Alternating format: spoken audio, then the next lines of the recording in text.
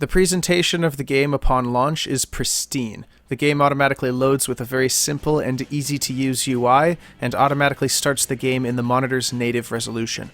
Graphics settings are carried over from whatever the graphics settings are from the base game, I assume, as the graphics settings were exactly the same as what I have them set for base TF2. Upon joining a server with a friend, the first thing I noticed was just how good the game looked. I don't mean this in terms of taste. TF2 GR is objectively better in almost every metric.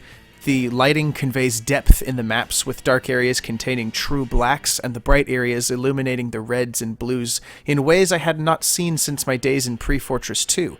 Light reflects off of metal surfaces in a truly realistic fashion, from map assets to weapons.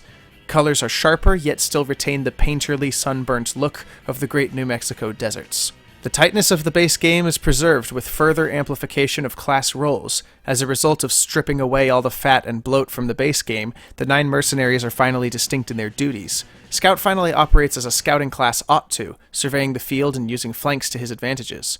Soldier hits just as hard as ever as a driving force of the front lines. Pyro once again operates as an ambush class first, offense class second, yet in tandem with the ambush mechanics. Demoman is an excellent defenseman while posing a significant threat to stray enemies. Heavy remains as the perfect anchor for his team's retreat away from or besieging of a point. Engineer is another defensive route that retains his ability to move buildings while keeping his team one step ahead with teleporters and dispensers. Medic is the glue that keeps all classes together, perfectly functioning as before. Sniper benefits from the fat being stripped away quite significantly, as the Bushwhacker no longer serves as a must-have alongside the Girardi unlock. Spy is significantly improved from the removal of base TF2's teammate outlines upon respawn, making him even more capable of operating unpredictably and disruptively. Mechanically, the game is old school yet very easy to get the hang of. Fast weapon switch is not enabled by default, and this is easily changeable in the settings of the game.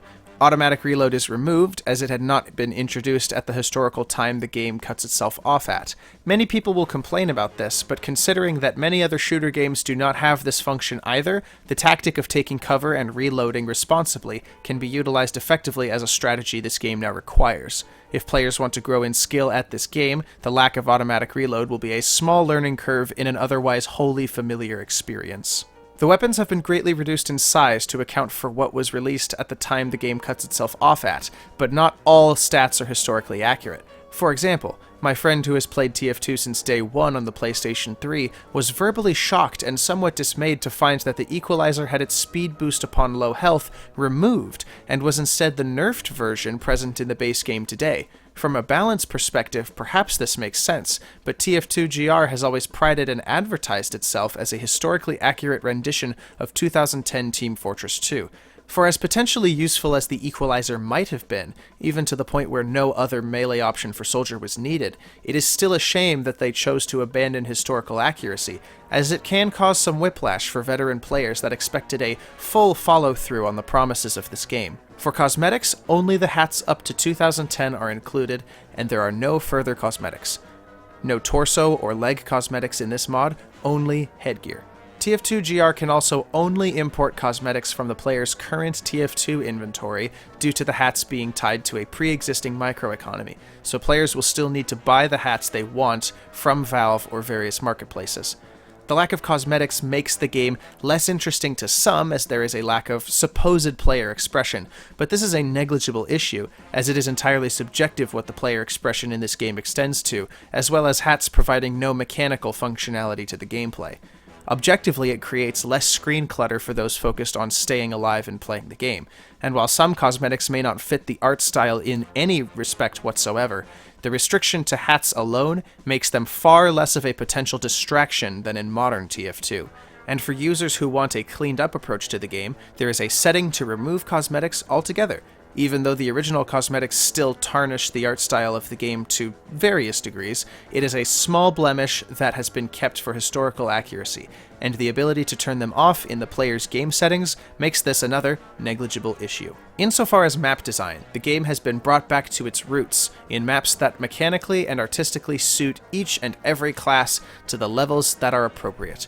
Playing custom maps like CP Mojave, CTF Convoy, and Koth Airfield are so similar in function and appearance to CP Dust Bowl, CTF Two Fort, and Koth Badlands.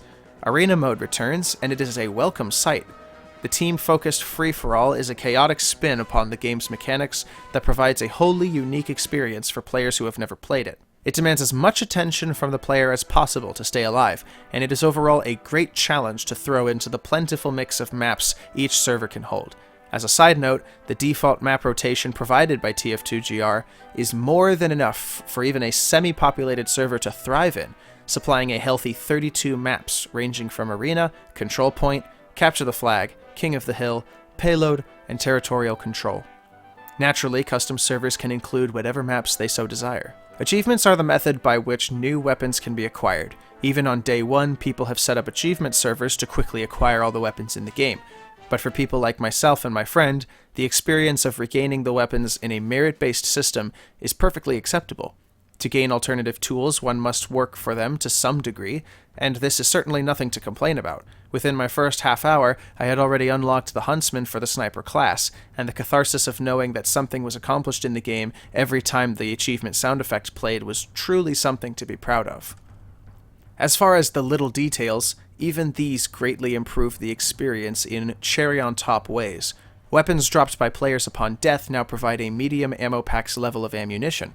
Teammate outlines are no longer visible, improving spies' efficiency and encouraging teammate communication as to the locations and statuses of key players.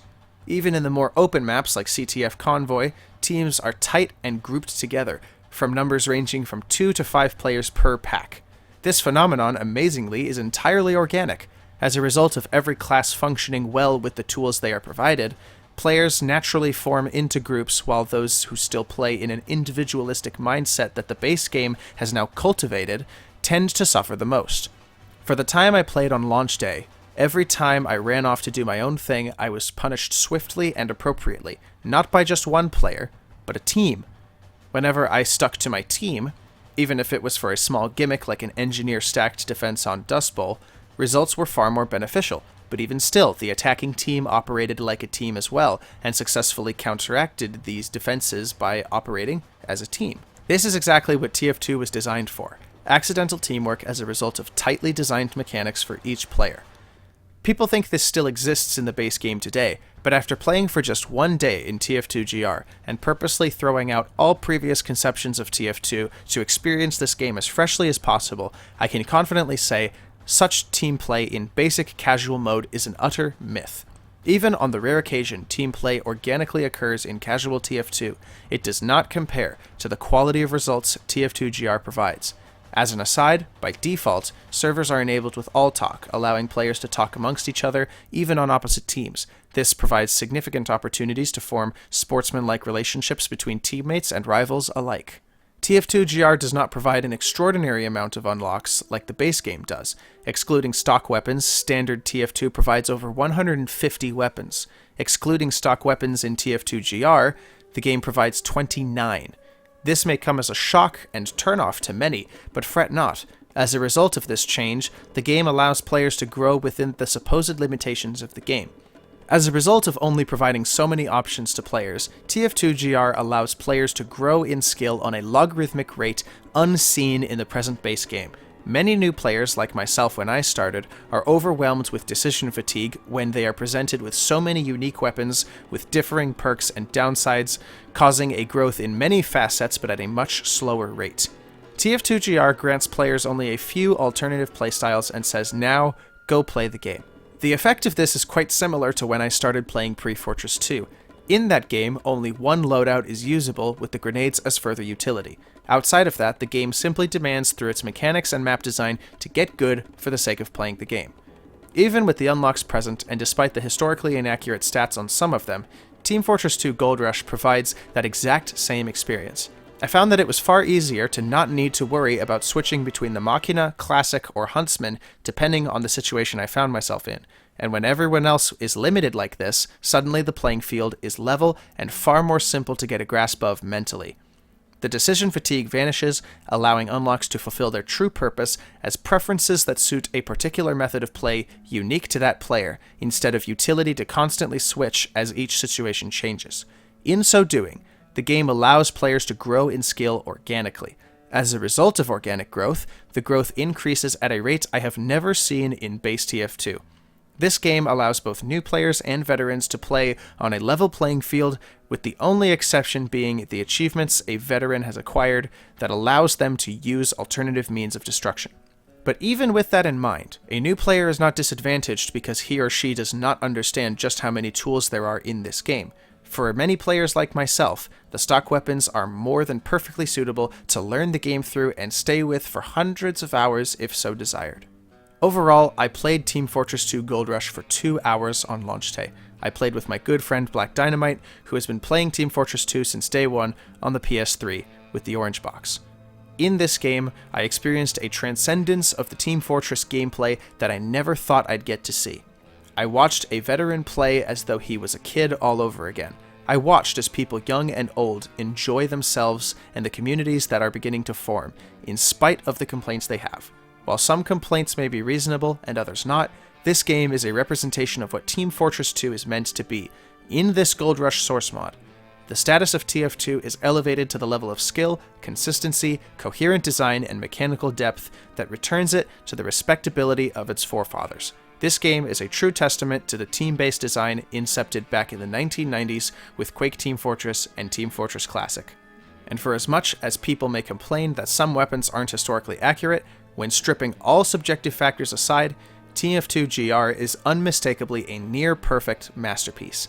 It represents TF2 at the time when all its strengths were at its peak, and I may never get to experience anything like this from the Team Fortress franchise ever again. Assuming this game remains in the place it's in, this will be my mainstay multiplayer game for many, many years to come. I pray that the design never changes, as the closest level to perfection has already been achieved, and to modify it any further runs a tremendous risk of damaging so much good that has been lost for so long. With my lack of interest in Team Fortress 2 Classic outside of its competitive scene, my mild interest in Open Fortress, and with my apprehension towards the results of Pre-Fortress 2's inevitable release on Steam, Team Fortress 2 Gold Rush is quite simply the greatest piece of TF2's legacy that presently exists.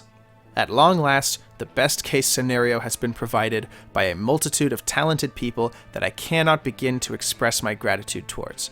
For as few blemishes as there are, the game is an incredibly tight experience that reminds everyone playing it that it is meant to be a class-based, team-oriented, objective-driven first-person shooter game. And I do not believe I will ever see this crafted and executed so perfectly ever again.